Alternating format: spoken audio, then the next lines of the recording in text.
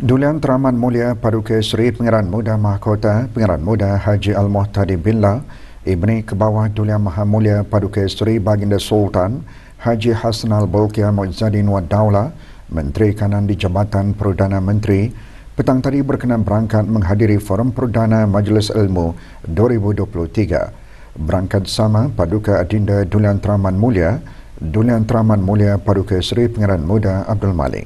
Majlis Ilmu sempena sambutan ulang tahun Hari Keputeraan Kebawah Dulian Maha Mulia ke-77 berlangsung di Pusat Persidangan Antarabangsa Berakas. Forum Perdana membincangkan tema Majlis Ilmu tahun ini, Munajat Senegara dengan Taubat. Keberangkatan Dulian Teramat Mulia dijunjung oleh Yang Berhormat Bin Datuk Lala Raja, Major Jeneral Bersara Datuk Paduka Seri Haji Awang Halbi bin Haji Muhammad Yusof, Menteri di Jabatan Perdana Menteri dan Menteri Pertahanan kedua. Yang Berhormat bin Nurdana Khatib Datuk Paduka Seri Setia, Ustaz Haji Ahmad Darudin bin Pengarah Datuk Paduka Haji Awang Osman, Menteri Halwa Ugama. Yang Berhormat Datuk Seri Setia, Dr. Awang Haji Muhammad Isham bin Haji Jaafar, Menteri Kesihatan. Yang Berhormat Datuk Seri Setia, Dr. Awang Haji Muhammad Amin Liu bin Abdullah, Menteri di Jabatan Perdana Menteri dan Menteri Kewangan dan Ekonomi kedua. Yang Berhormat Datin Seri Setia, Dr. Dayang Hajar Rumaizah binti Haji Muhammad Saleh, Menteri Pendidikan. Yang Berhormat Datuk Seri Setia, Awang Haji Nazmi bin Haji Muhammad, Menteri Kebudayaan Belia dan Sukan, selaku pengerusi bersama Jawatan Kuasa Pandu Majlis Ilmu 2023.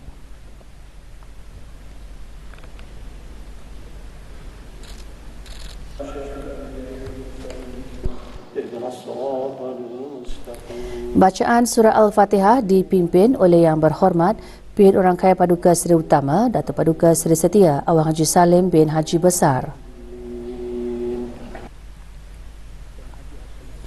Menteri Halwa Ugama dalam sembah alu-aluan menekankan munajat dan taubat antara amalan kerohanian untuk meraih kebaikan.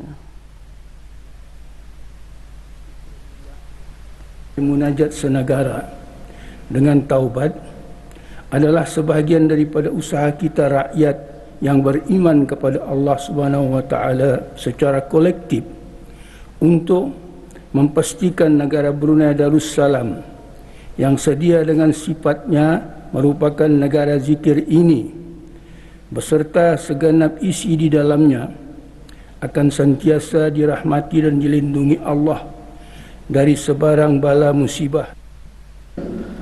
Forum Perdana dipengerusikan oleh Dr. Muhammad Helmi Baihaqi bin Haji Awang Yusof, Pensyarah Fakulti Pengurusan Pembangunan Islam UNISA. Bagaimana munajat mampu memberi impak positif dalam kehidupan dihuraikan oleh Yang Berbahagia Sahibus Samahah Datuk Profesor Madya Dr. Luqman bin Haji Abdullah, Mufti Wilayah Persekutuan Malaysia. Dalam hidup banyak melakukan kesalahan dan rakyat yang kuat bermunajat akan menjadi satu rakyat yang dapat membangunkan negara yang makmur dan maju dan diredai oleh Allah Subhanahu wa taala. Kita boleh membentuk sebuah negara yang bermunajat kepada Allah Subhanahu wa taala, dan daripada munajat itu kita bangunkan negara ini dengan satu kuasa yang kuat yang berasaskan kepada hubungan yang kuat dengan Allah Subhanahu wa taala yang terbina melalui zikir-zikir, baca Al-Quran, dan yang kita kelompokkan semua itu dalam kita katakan sebagai munajat kepada Allah Subhanahu wa taala. Imam Al-Ghazali dalam kitab Dr. Haji Nur Arfan bin Haji Zainal, Rektor UNISA pula menjelaskan hubungan antara munajat dan taubat.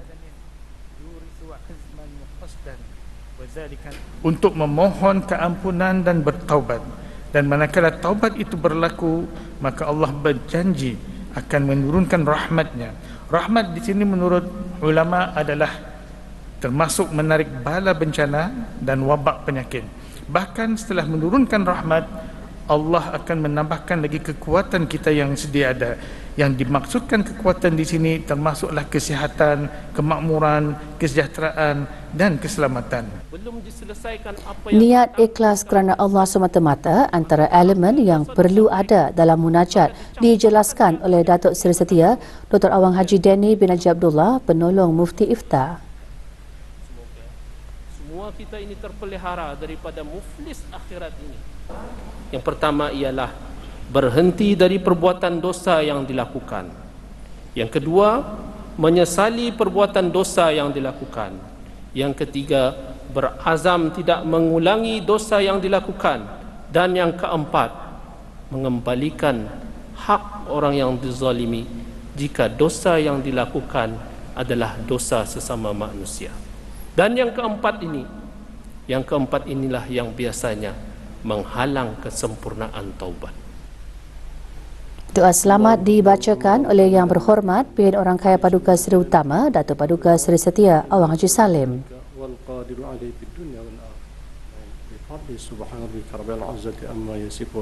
Wassalamun ala mursalin walhamdulillahi rabbil alamin. Taqabbalallahu minkum.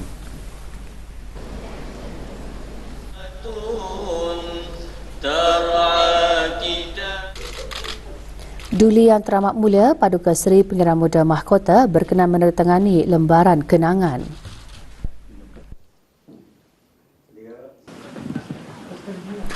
Melalui forum Perdana Majlis Ilmu, ia dapat meningkatkan kefahaman orang ramai tentang kepentingan munajat dan taubat.